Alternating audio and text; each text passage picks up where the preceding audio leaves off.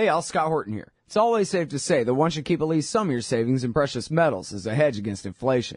And if this economy ever does heat back up and the banks start expanding credit, rising prices could make metals a very profitable bet. Since 1977, Robertson Roberts Brokerage Inc. has been helping people buy and sell gold, silver, platinum, and palladium, and they do it well. They're fast, reliable, and trusted for more than 35 years. And they take Bitcoin. Call Robertson Roberts at 1-800-874-9760 or stop by rrbi.co. All right, you guys, welcome back to the show. I'm Scott Horton. It's my show, The Scott Horton Show. And I got to sift through my tabs here. Here we go. The Wars Come Home.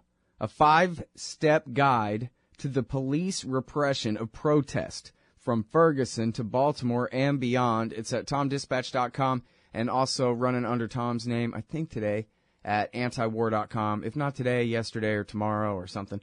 Anyway, it's under Tom Englehart's name at antiwar.com. It's by Michael Gould-Wartofsky. Welcome to the show, Michael. How are you?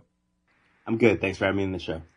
Good. Very happy to have you here. So, really great article here. You go through and break it down in a very thick listicle format, how we are all losing our rights. And especially the right to dissent and protest and participate in power if we're not on the inside of power, basically, in this country. Criminalizing democracy. The revolution within the form continues, basically. Anyway, yeah. That's right. So why don't you just go ahead and take us through it? It's a very important piece. I hope people look at it. Step 1, you say equate dissidents with domestic terrorists. But come on, that's pretty hyperbolic. That's just maybe some right-wing talk radio doing that, right? Well, certainly not if you're from Baltimore or Ferguson or any of the other cities that have seen major protests this year and last year. From starting last summer, the Department of Homeland Security's Office of Intelligence and Analysis, as well as its so-called Threat Management Division, have been sending out warnings to law enforcement, basically equating those who were protesting in Ferguson and elsewhere with ISIS, or with attempts to recruit people to ISIS. Elsewhere, they say that the prospect of civil unrest also raises the potential for civil disobedience, and so they see this as a threat. In New York City, Bill Bratton, our police commissioner, has gone forth with developing a new special ops unit called the Strategic Response Group, which he said was quote unquote designed for dealing with events like our recent protests. Or incidents like Mumbai or Paris. So there's a kind of equation here going on between what law enforcement sees as threats from unarmed peaceful protesters and threats from armed militants around the world. Yeah. And some of those tactics that they've been developing around the world, they've imported back to the United States, as we saw in Chicago during the NATO protests, with the sort of black site in Homan Square. So those are some examples. Well, now let's get into some of those examples in a second, but I want to get back to just the theory about, who these forces are being used against and why people are protesting, and the point of view of the state, why they would equate that with terrorism is because the way they think of it, right, I guess, if they think of it at all, really, is that if you're going to participate in the democracy in America, you pick your party, you join it, and you go to their convention or something, and that's basically it. And they're looking at, protesting in the streets, which of course might come with a broken window or two or whatever it is. Usually not too much worse than that. But they look at that as, my God, it's like a third of a revolution or something, as though they're almost powerless and the Reds are going to come and sack them and overthrow the state. So they overplay the danger of that kind of thing. And it's just at the time that people have less and less access to the institutions that they actually could exercise some power through, that they have to resort to more protesting, and then the population itself is seen as more and more alien from the state that supposedly represents them. I mean, not that they ever really did, but it just seems like we're on this slippery slope getting worse and worse on the one we've probably been on all along, That's right. And I think they see active citizens, people who are participating in their democracy in a way that's not prescribed by the elites as enemy combatants, as potential threats to the homelands, right? And I think this is the infrastructure and the architecture of this was put in place in the years after 9/11. Those of us who were part of the anti-war movement know that, but it's really come a long way since then, and that's sort of what I was trying to get into here. Right. Okay. Now, so get into the examples of what has changed in the recent times. So for one thing, the sheer scope of the resources that are being directed towards the repression of protest, it's really staggering. The 1033 program is one example where the Pentagon has been sending weaponry, military-grade weaponry, and other controlled property, as they call it, to local law enforcement, and that doesn't have to be used for counterterrorism. Even if they admit that there's no terrorism involved, they can use it against peaceful protests. DHS, for example, has another program called the Homeland Security Grant Program. They funnel over $1 billion a year to local law enforcement. That provides everything from these Bearcats that we see in the streets of Baltimore, military counterattack vehicles, as they're known, to battle dress and body armor and all the things that we're seeing in these streets. The Department of Justice has another program, so it's really a vast sort of tunnel for these resources to be funneled into the repression of peaceful protests at the local level, as well as if it ever rose to the level of national unrest, I'm sure they have a few other tricks up their sleeve. So those are some examples of just some of the resources that. And by the way, on that program, did you hear about what happened in Montana a couple of weeks ago, where they voted to, basically disassociate from the 1033 and the Homeland Security program there? That's right. I think this is a point of unity for a lot of people on the left and the right are seeing this as something that needs to be stopped before it goes any further. So Montana is a great example of that. Mm-hmm. And that's a great one for liberals and libertarians to argue, and outflank the right on the right and say, hey, man, real law and order people respect the Constitution before the Homeland Security Department, buddy, and that kind of thing, right? And get them where it hurts. And George Washington. That's right. And also those who see that, the kind of law and order that they claim to be enforcing is really not good for either law or order. Right. Yeah, absolutely. Okay. So sorry to interrupt there, but I just want to point out that seems like a pretty important victory, especially coming from a conservative state. Absolutely. Yep. Absolutely. Right. And so now, and you make a very important point here about less than lethal weapons and their use and their increased use and that kind of thing. I bet you could wrap it up in about a minute and a half. Absolutely. So we're looking at everything from the kind of classic less lethal weapons, that is weapons that are designed to incapacitate their targets, from the classic sort of rubber bullets and tear gas to the new generation of less lethal technologies. There's something called a bozo bullet. It looks like a clown's nose. You basically put it on your service weapon if you're a police officer or a DHS officer. Turns it into a less lethal gun for as long as you have it on there. You take it off, it's a lethal gun again. But that makes it potentially more likely that you're going to reach for that gun. And we've seen people sort of police departments adopting the use of less lethal weapons, but then using them in lethal fashion.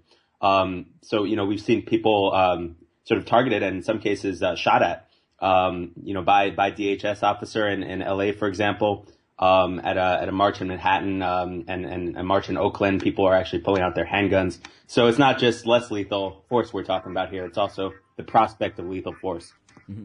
Yeah. And then, like you say, increasing amount of use where maybe they wouldn't have shot you and now they use a taser. It's supposed to be a less lethal alternative to a gun. Now it's a more dangerous alternative to a hand. That kind of thing. Right. Anyway, so now we got to take this break, but we'll be right back in just a second with Michael Wartofsky.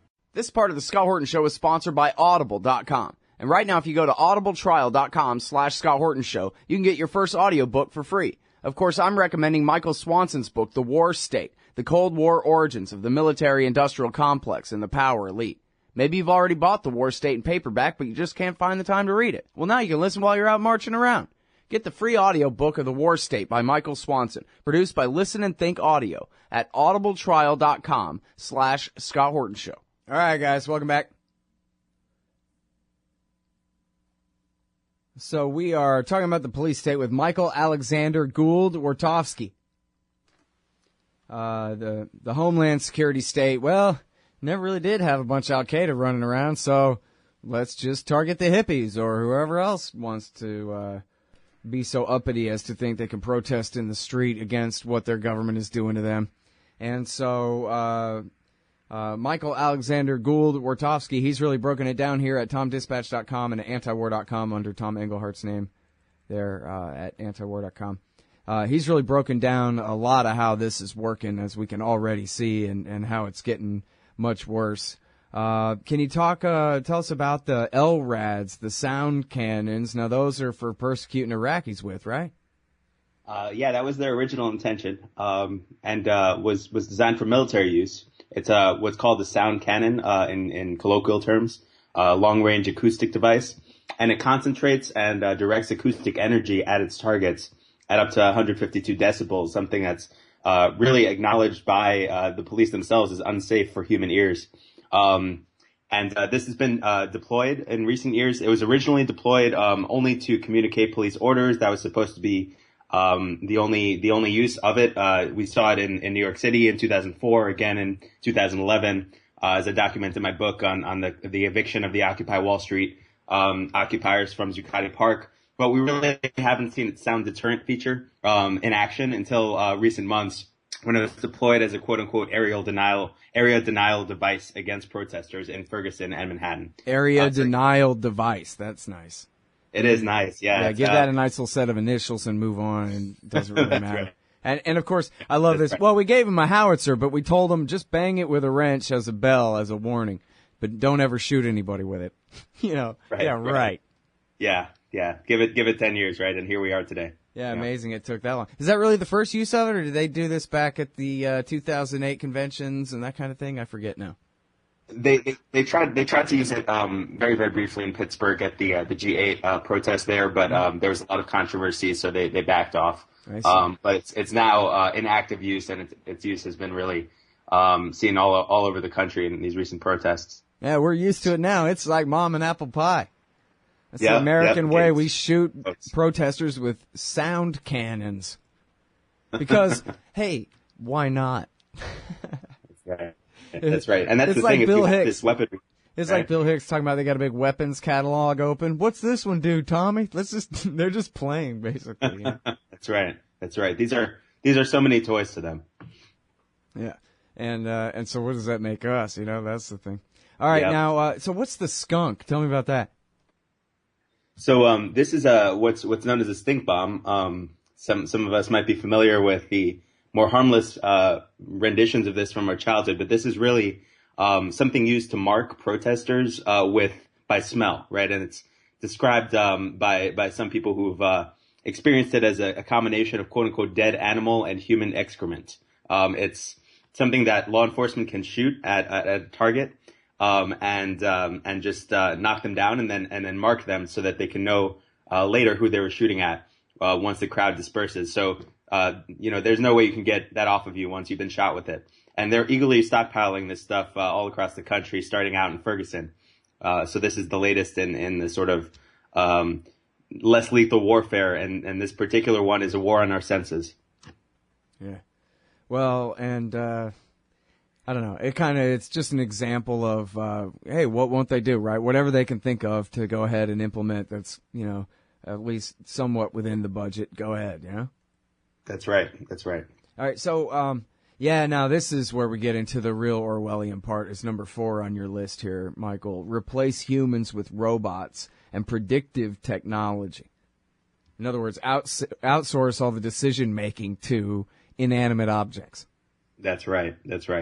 And they've been working on this for a while. It's not fully autonomous yet, but they have these remotely piloted aircraft, as we know, conventionally known as drones, vehicles, land vehicles, and other robotic platforms that are now being deployed on the ground and in the air to surveil protest activity, and also to connect to other sort of surveillance detection systems. So this is now being sort of perfectly integrated with all the other technologies that they have at their hands, and this is in use. Drones are now in use by at least 19 police and sheriff's departments, as well as National Guard in 9 states or more for this purpose. So this is something that's the new frontier, at the new frontier of protest policing. There's also something known as predictive policing, or PredPol, which sort of calculates where they think a crime is going to be committed, where the big data tells you it's most likely to be committed, and when and who might be responsible. So this is some next level stuff here. Well, and the thing is, too, is it'd be impossible probably to argue that it's worthless, although as long as it's a government program, hopefully none of it will be too effective. But in theory, identifying the most often arrested people in a neighborhood. I'm trying to remember, I think it was in Los Angeles or, part of Los Angeles where they were doing this. And it was actually working pretty well. And they were able to, the computer was able to see patterns in behavior that the cops, by themselves wouldn't have picked up on and that kind of thing. And so as long as it's just a little bit useful, if they can even guess that maybe one time it'll help them save a kidnapped child or something like that, then how could anybody resist? It just, again, as long as it can be implemented, it will be implemented. It will be implemented. That's right. The thing is, it's not being implemented to rescue kidnapped children from what we know. I mean, it has been deployed, to sort of great fanfare by departments like the LAPD and now the NYPD, which is working with Microsoft to implement this across the domain with the domain awareness system. But we're really talking about following us in real time at all times and trying to give intelligence analysts what they call, quote, a comprehensive view of potential threats. So we're not talking about people who have already committed crimes or who are likely to kidnap children. We're talking about those people who are identified by the state as potential threats to them. Right.